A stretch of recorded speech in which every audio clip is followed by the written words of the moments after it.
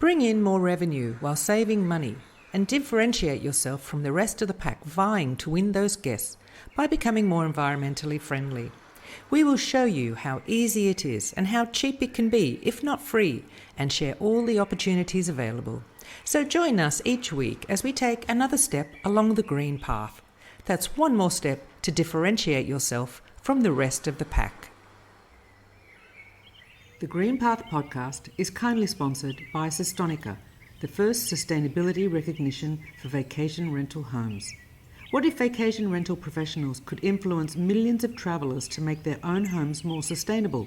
Show the world that you have taken steps to make your vacation rental consume less and get your badge on sestonica.com.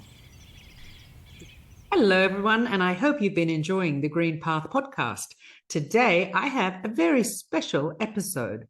Today is an educational, but I mean a real educational one.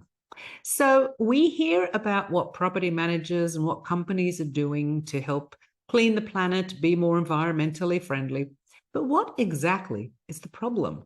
What have we done in the past and where are we at? What can we do? So today we're going to learn about what the problem is and what have we done.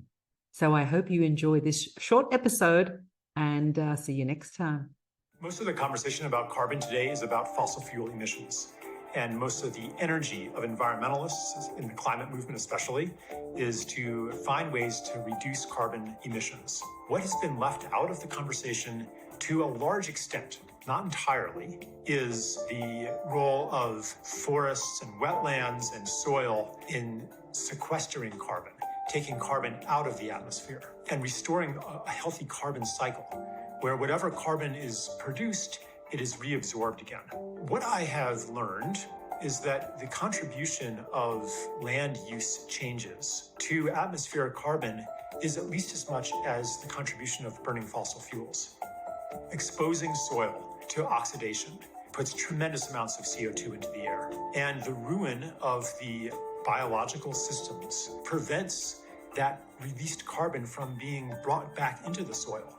When trees and grass and other plants uptake carbon from the air, a lot of it goes underground, taking the form of organic compounds, which means carbon-containing compounds that form soil. And that stay underground could be for a year, could be for a decade, could be for 100 years. Some of them are deeply sequestered in the soil. So they're constantly pulling carbon out of the air and putting it underground. So much so that carbon dioxide levels in the atmosphere have been rising slower than would have been expected in models that are based on how much we're emitting. The reason that they increase slower than expected is because the more that there is in the atmosphere, the more the plants take up. Of course, they're not increasing their uptake fast enough to offset emissions, but it points to the capacity for life to maintain atmospheric balance if we're not getting in the way. Unfortunately, we're getting in the way.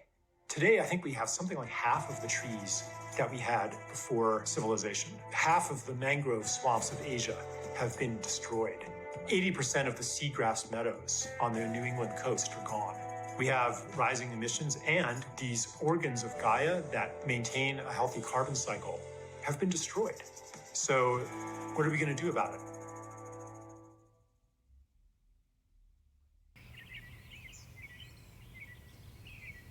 Well, I hope you enjoyed that episode and were at least a little bit inspired.